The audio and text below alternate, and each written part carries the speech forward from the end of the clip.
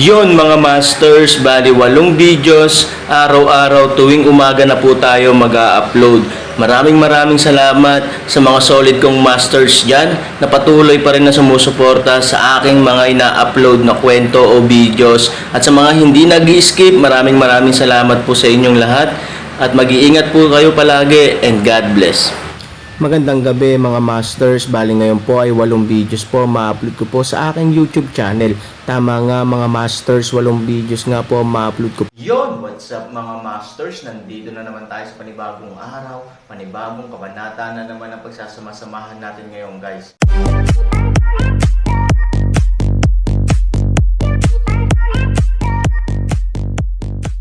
Bali mga masters, kung bago ka pa lang po sa aking YouTube channel, please click the subscribe button, lalong-lalo na po yung notification bell guys, para maging connected pa rin tayo sa isa't isa at maging updated kayo sa mga susunod ko pang video. Bali mga masters, bago natin umpisahan ng kwento ay mag-shoutout po muna tayo para sa mga solid nating tagapakinig. Shoutout kay Jericho Tungake, shoutout kay Lisa Paulite. Yun na nga mga masters, no? Bali hindi na ito patagalin. In 3, 2, 1, let's go!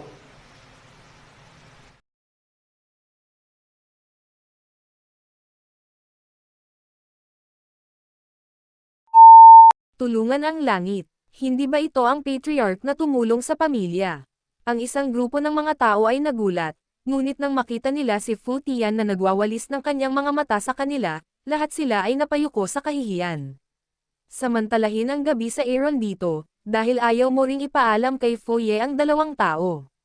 Bilang resulta, biglang lumitaw si Fu Tian. Paanong hindi sila mahihiya? Si Fu Tian ay malamig na tumingin sa mga taong naroroon, at ang kanyang mukha ay napakalungkot. Bagaman ang mga bagay na ito ay inaasahan, dumating pa siya ng gabing ito upang maiwasan ang kasalukuyang sitwasyon. Ngunit kung saan sa tingin ng dumating huli, hindi pa rin maiwasan, sa maaga ng mga bagay na ngayon direktang matugunan, ay din napahiya at galit. Oo, sa isang malamig na ngiti, ang buong tao ay puno ng bangis. Halatang napakaraming tao kaya hindi siya nasisiyahan. Isang grupo ng mga tao narinig ito, ang ilang mga tao nang direkta sa gilid ng ulo, 3,000 ay tumingin sa isang mata, ang puso ay halos alam.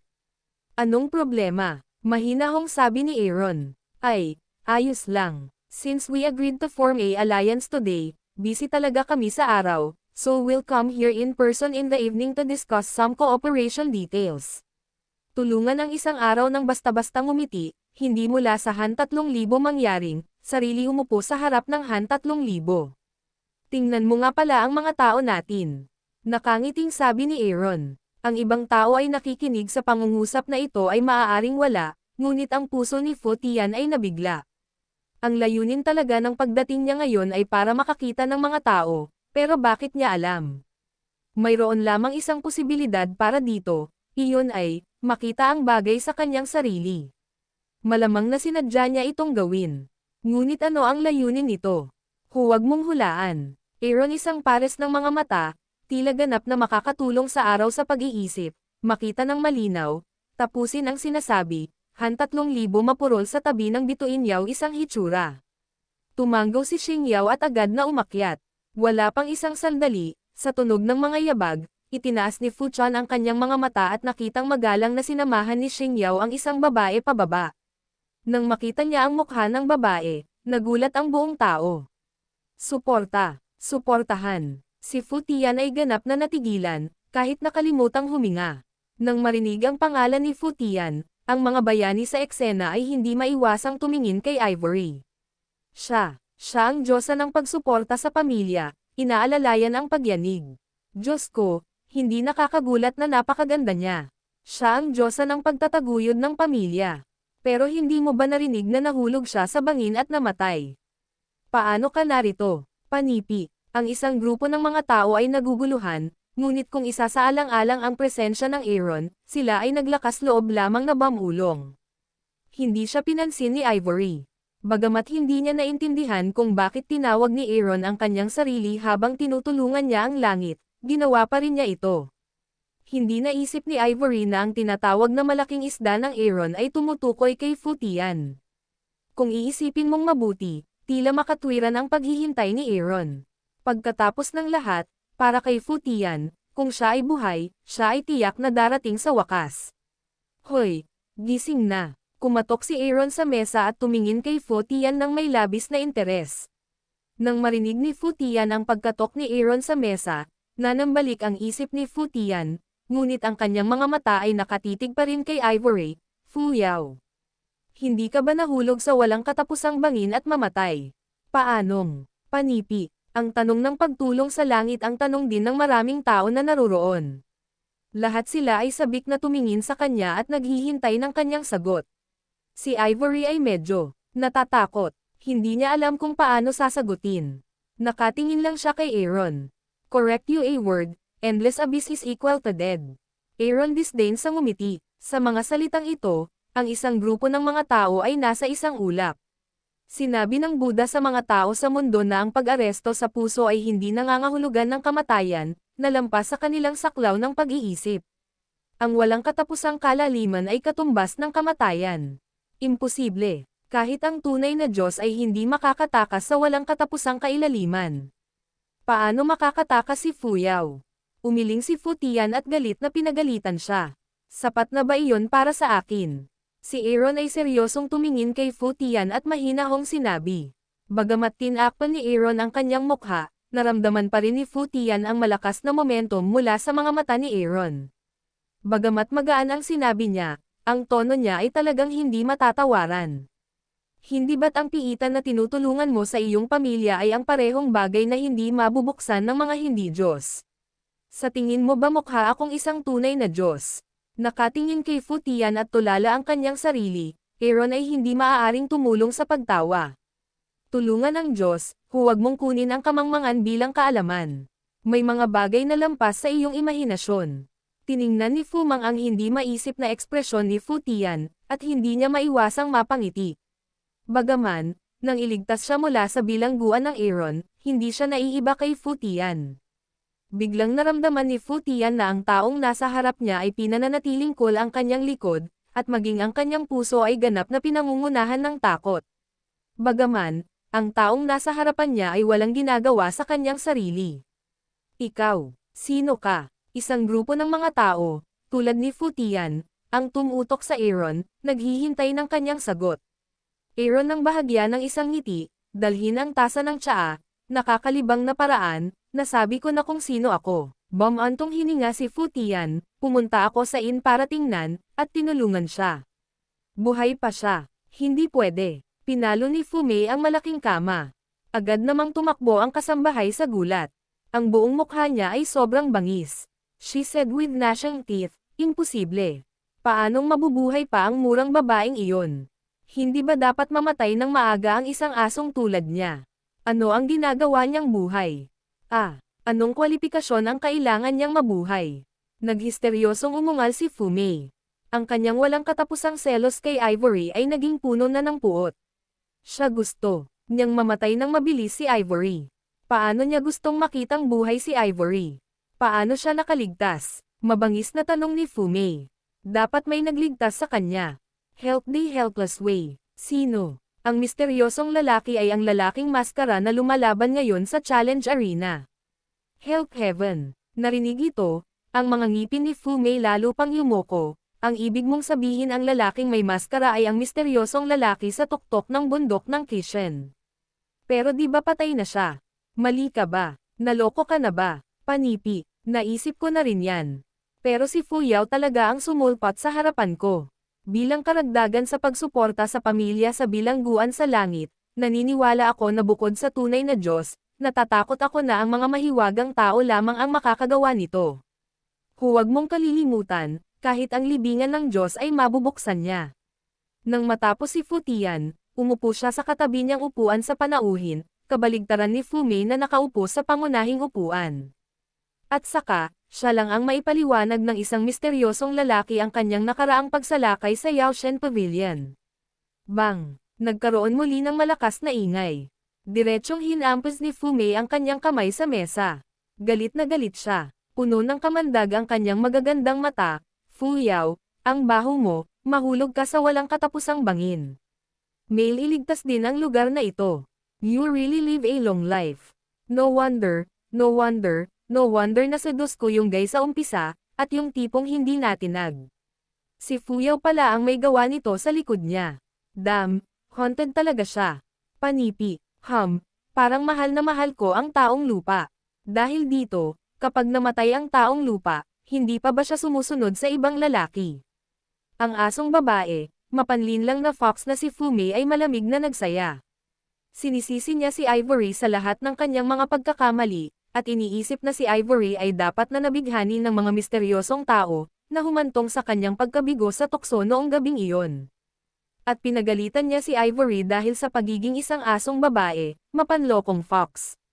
Hindi ko alam kung siya ay isang tunay na asong babae, coquettish fox. No wonder she came back in a big way and came to my recruitment meeting to smash the field. Nakahanap na pala siya ng bagong hero na magiging backer ko. Hinamak ni Fumei ang pagagalitan. Fu Tian, naligtas si Fumang. Mukhang ideya iyon ng asong iyon. Sinabi ni Fumei, dapat gusto niyang magtayo ng isa pang bundok. Hindi natin siya hahayaang magtagumpay. Tumanggo si Fu Tian. Sa katunayan, iniisip din niya ito, ang pinakamahalagang salik dito ay ang mga mahiwagang tao. Sa makatuwid, upang masira ang sitwasyon, ang mga mahiwagang tao ay dapat tumulong sa atin. Oo, hanggat hindi pinapansin ng mahiwagang tao ang kalapiteng mababa ang lipad na iyon, ano kayang kalapiteng mababa ang lipad na iyon? Tumanggo si Fumei, bakit hindi ako kumanta ng white face at ikaw naman ang kumanta ng black face? Pansamantalang tanong ni Fu Tian. Don't worry, I will personally expose the bad virtue of that bitch. Let the mysterious person see what kind of face she is. Malamig na sabi ni Fumei. Well, ipapadala ko ang aking mga tao upang isakatuparan ang aking plano. With that, tinulungan niya si Tian na tumayo at umalis. Pagkaalis ni Fu Tian, itinikom ni Fumei ang kanyang mga ngipin, ikinuyom ang kanyang kamao, at tumingin sa malayo ng masama. Fuyao, nakikita mo kung paano ako makitungo sa iyo. Hindi. Hindi mapigilan ni Ivory ang pagbahing nang pinaalis niya ang mga bayaning iyon at hiniling sa kanila na hintayin ang sulat. Sa tabi, Aaron walang magawang ngiti, gilid sa kanyang ilagay sa kanyang Amerikana, tila na ang isang tao sa likod ay patuloy na nagsasabi sa iyo Wala ring choice si Ivory kundi ngumiti ng mapait. By the way, Aaron, ito ay base sa listahan na sinabi mo lang na gusto mong manatili. Tingnan mo. Si Bai Xiaosheng ay naglabas ng isang piraso ng papel at iniharap ito sa Aaron. Hindi ba, 3,000, napakaraming tao na napalibutan mo. Lumapit si Fumang at tumingin. Hindi mataas ang bundok, kung may mga immortal, may mga espirito. Ngumiti si Han Sanchen. Ang mga taong napili sa listahan ay karaniwang ang mga taong sa tingin ni Aaron ay maaaring pumasok sa kanyang sariling liga. Sa katunayan, ang Aaron ay naghihintay para sa mga taong iyon na pumasok. Anong uri ng reaksyon ang mayroon sila kapag dumating si Fu Tian? Aaron ay maaaring maunawaan, sila sa labas ng damdamin ng tao, napahiya sa pagkanulo, tulong sa bahay. Ngunit kung sila ay mahirap, ang kanilang saloobin ang magiging batayan kung sila ay tapat o hindi. Nang dumating si Fu Tian, napansin ng Aaron ang mga pagbabago ng maraming tao. Ang ilang mga tao ay nagkasala, habang ang iba ay napahiya, ngunit sila ay matatag sa kanilang mga mata. Gusto ng Aaron ang mga taong ito. Ngayon, kung hindi sila matatag sa pagtulong sa langit, maaari nilang ipagkanulo ang kanilang sarili anumang oras sa kanilang buhay at kamatayan sa susunod na pagkakataon. Ang Aaron ay hindi handang gumastos ng mga mapagkukunan upang sanayin ang mga taksil, at hindi siya handang gumastos ng lakas na iyon. Ang isa pang bagay na mas ikinagulat ni Aaron ay ang pagganap ni Zhang Xiaobao ay lampas sa kanyang inaasahan. Kahit na tinulungan niya si Tian na pumasok, hindi siya umiwas sa kanyang mga mata, sa kabaligtaran, siya ay sobrang matatag. Kinaumagahan, tinawag ni Bai Xiaosheng ang lahat ng mga taong napili sa listahan sa sala sa unang palapag, at hiniling sa kanila na lumahok sa proseso ng alyansa. Espesyal na binuo ni Jiang Ho Bai Xiaosheng ang mga kinakailangan para sa pagsali sa liga at mga kaugnay na sistema, na napakahigpit sa ilang lawak. Nakita na rin ito ng Aaron, ngunit suportado niya ang kaayusan ni Bai Xiaosheng. Sa pamamagitan lamang ng mahigpit na pagpapatupad ng mga batas at regulasyon maaari nating sanayin ang isang pangkat na may matibay na pagkakaisa at mataas na kalidad. Ayaw ni Han Sanchen ng 10,000 tao, hanggat kaya niya ang isa, kaya niya. Higit na mas mahusay ang elite kaysa sa basura, dahil hindi lamang ang kakayahan sa pakikipaglaban ng mga individual na sundalo at koponan ang mas malakas.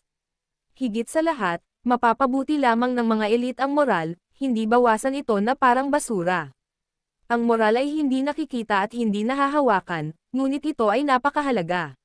Walang kinalaman ang Aaron. Pinaglalaroan niya si Niner sa itaas. Nakita ni Ivory na masaya ang kanyang mag-ama. Alam niyang abala si Fumang sa ibaba kaya bumaba siya para tumulong. Sa maliit na ang unang palapag ay dagat na ng mga tao. Bagamat pinalayas ng Aaron ang maraming tao kagabi, maraming kapatid ang nasa likod ng mga tao na maaaring nasa listahan. Nagtitipon sila sa bahay panuluyan, at halos mapuno na ang mga tao. Nang abala ang lahat, ang pinaka-peripheral na disipulo ay biglang nakaramdam ng paghila sa kanyang likod, at ang buong tao ay lumipad ng ilang metro ng direkta.